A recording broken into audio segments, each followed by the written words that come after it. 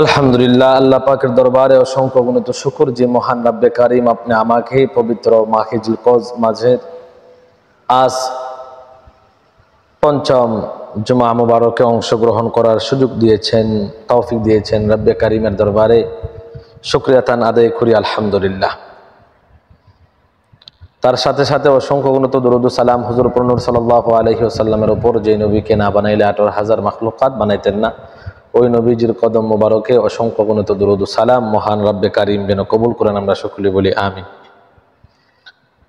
আল্লাহ তাআলা, আল্লাহ রব্বুল আলামিন কোরআনে কারিমের মধ্যে বলেন, ওয়াকাল তাআলা ফি কালামিহিল মাজিদ ওয়া ফি ফুরকানিহিল হামিদ, আউযু বিল্লাহি মিনাশ শাইতানির রাজিম, বিসমিল্লাহির রহমানির রহিম, লা ইয়ানালাল্লাহু লুহুমুহা ওয়ালা দিমাউহা ওয়ালাকিন ইয়ানালুহুত তাকওয়া মিনকুম।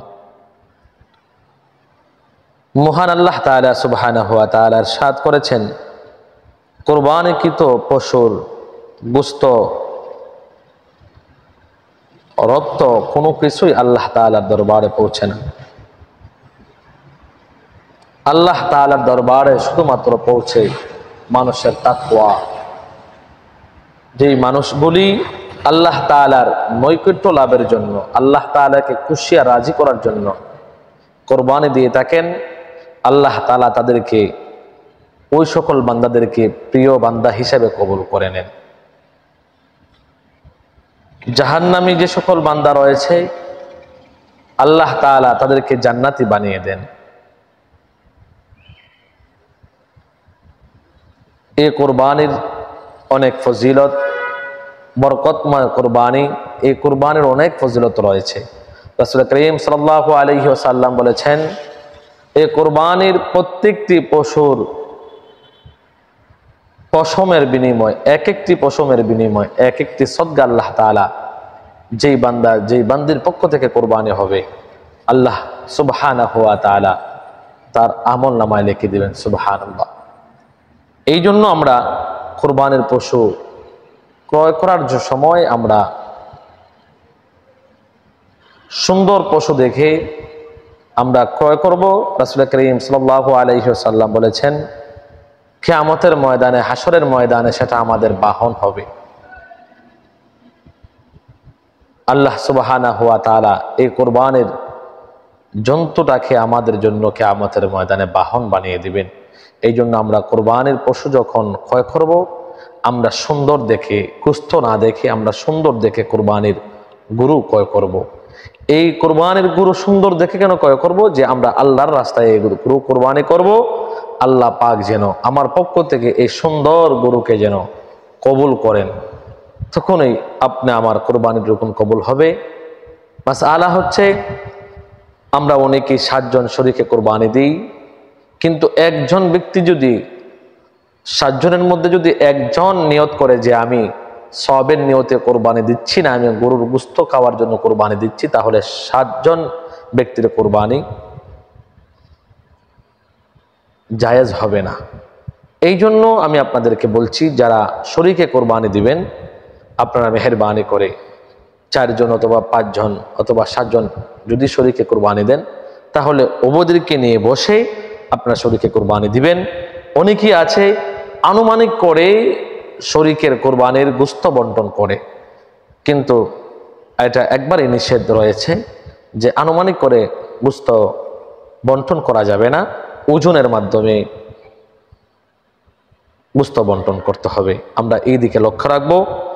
এবং অনেকেই আছে, আমরা যখন কোরবানি দিয়ে থাকি, কোরবানির পর যখন কোরবানির পশুটুকুন জবাই করি, জবাই করার পর অনেকেই আবার কোরবানির পর চায় অতি দ্রুতগামী রগ